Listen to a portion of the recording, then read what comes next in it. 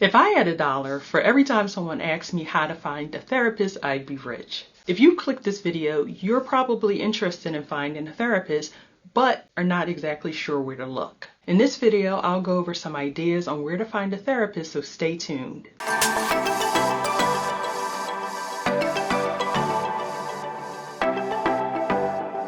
Hi, and welcome back to my channel where Psychobabble is unbabbled. I'm Tawanda Lewis-Hazan, a licensed professional counselor, here to help you increase your knowledge and awareness of all things related to therapy and for you to live a life that is well, wise, and wonderful. Before we get into it, one caveat I want to share is that this video is not for anyone in an immediate crisis. If you are thinking about harming yourself, please call 988, the National Suicide and Crisis Lifeline. If you're in the United States and you, a family member, or a loved one is in a life-threatening crisis, please call 911 or consider going to the nearest emergency room.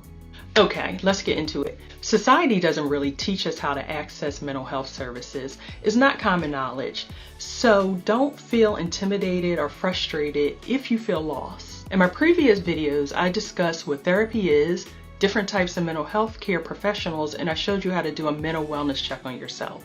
Today, I'll explore 8 places to find a therapist, and I'll discuss some things you want to consider before you search. Okay, you'll want to have a game plan that begins with setting aside some time to do some real research. You'll want to set aside about 20 to 30 minutes for a week or so to compile lists of names of potential therapists that feel right for you. To begin your search, you'll want to know what your budget and availability are.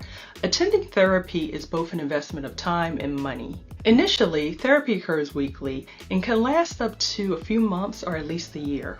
Decide whether you'll be using your insurance, an EAP program, or paying out of pocket. If you aren't covered by insurance, you'll need to determine what you reasonably can afford to pay out of pocket for services. Think about what issues you're looking to manage or treat in therapy. This is probably the most important thing when you're searching. The top reasons that people come into therapy are for depression, anxiety, or interpersonal issues. You don't have to have it all figured out, but you should have some idea of what you want to change or improve in therapy. And it's best to seek a therapist who specializes in the area you want to address. There is no right place to begin with your search, but in the interest of time, to be efficient and not to frustrate yourself, I suggest you go about it in the following ways. Number 1, if you have health insurance, contact your health insurance company to see if they cover therapy. If they do, great. But keep in mind that when you go through your insurance company, it will narrow down your choice of therapists to in-network therapists. You can still see a therapist outside of your health insurance, but you will probably have to pay up front and get reimbursed. So you'll want to ask your insurance company if they will reimburse you for a portion of the out-of-network services. Here's a few questions you may want to ask your insurance company.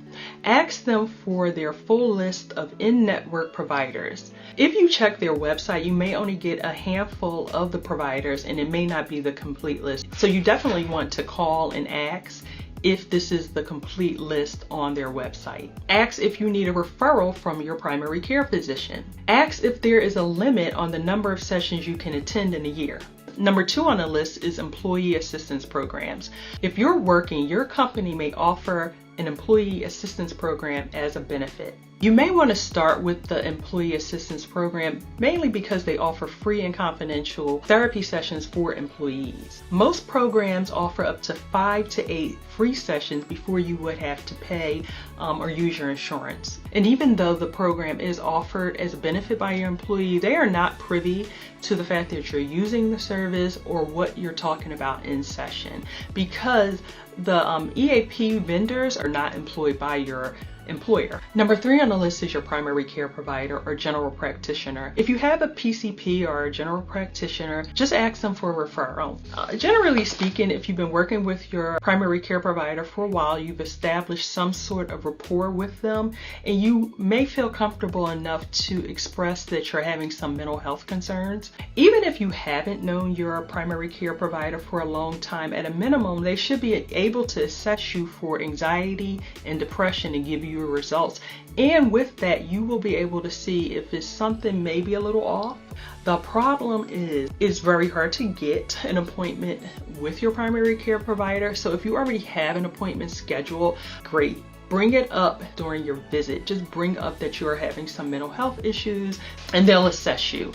And if you don't have a scheduled appointment, simply message your provider and hopefully they will message you back in some reasonable time. So here you might have to exercise a little patience in waiting for them to respond with some referrals for you via messaging. And in the meantime, you can do what most people do, Google. Albeit, I will say, this is my least favorite way to find a therapist, and here's why. Unless you are very specific with your keyword searches, your search could be random as hell.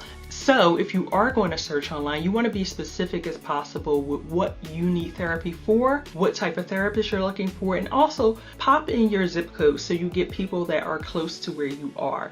And if you're online anyway, to get even more precise results, you may want to try a mental health online directory. The most common and number one place that people look for a therapist is on Psychology Today. Now, this is not sponsored, but I do advertise on Psychology Today. This could have been easily my number one place to get you started on your search because Psychology Today is a great online directory of therapists with verified credentials. I went with insurance companies first because if you find someone on Psychology Today and you need to use your insurance but the therapist doesn't take your insurance, you'll be back to square one.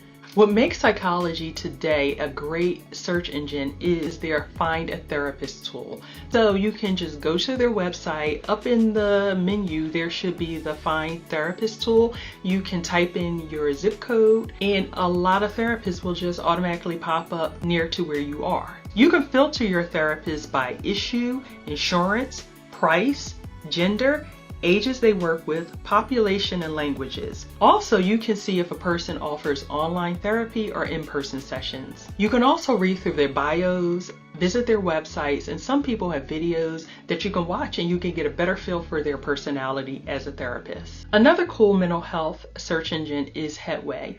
And again, this is not sponsored, but I also am a provider with Headway.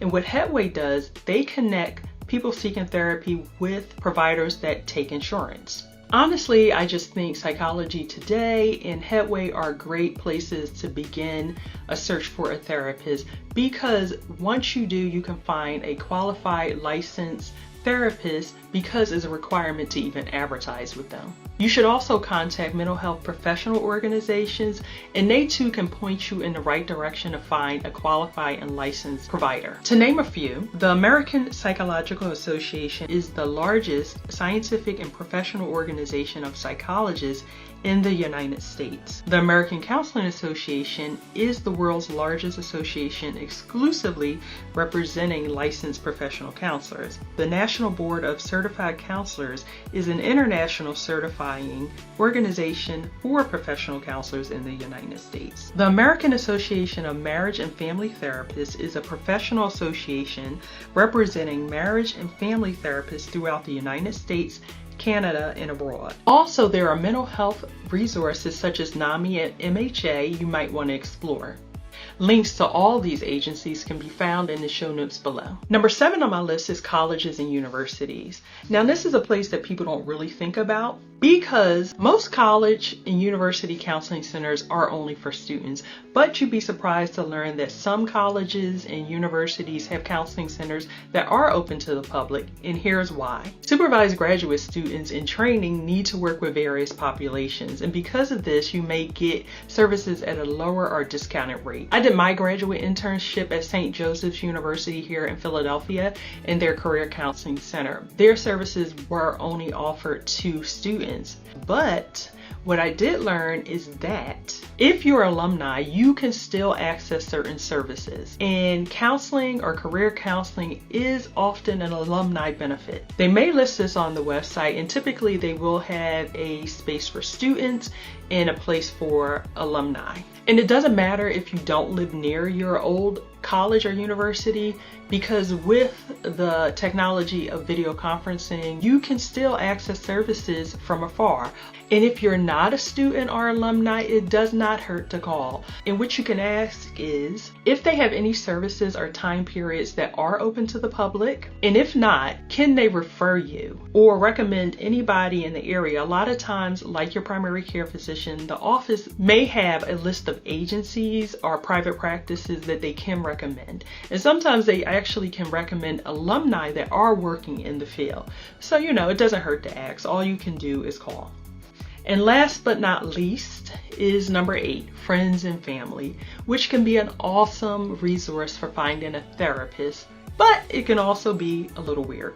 People don't always like to talk about being in therapy, but we do live in an age where people are extremely forthcoming about going to therapy. However, some people really don't want to divulge the fact that they are seeking therapy, and that's okay. Also, you may feel a little uncomfortable and saying to someone that you have issues that you can't really solve or deal with on your own. If you do feel comfortable enough with a friend or a family member or colleague, please ask, because you really be surprised at how helpful and resourceful people can be with helping you on your mental health journey.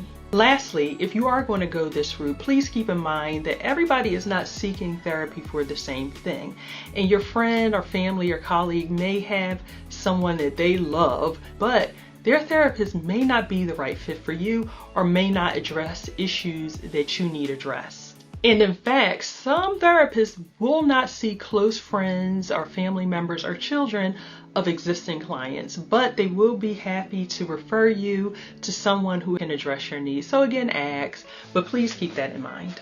So again, what you want to do when you begin searching is set aside some dedicated time for about a week or two to do your search. Think about what you want to work on in therapy. Think about your budget and schedule. Read people's profiles. Write down a list of potential names, not just 1 or 2. Make a list of like about 10. Then begin to reach out. Make the call. A lot of therapists have free consultations, and here you can get some of your initial questions answered. See who has availability, and if someone can take you on, make the appointment. Begin your journey. I hope you found this to be helpful and you feel a little bit more confident about beginning your search for a therapist. And if you make the appointment and you are still a little unsure about what to expect or what to ask in your first session, don't worry, I got you. In upcoming videos, I will go over what to look for in a therapist so you know is the right fit for you. And also, I'll go over some questions to ask in your initial therapy session. So be on the lookout for those videos. So I'm curious.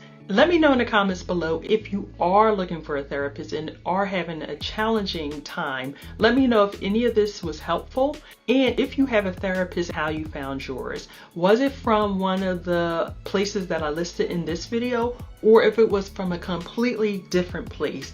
Because other people may be looking, maybe I didn't cover everything, so please list it in the comments below. As always, if you found this content to be helpful, please like it, subscribe to the channel, and hit the notification bell so you never miss the latest content. And if you think someone else would like this content, please share it. And until next time, I hope you will be well, wise, and wonderful.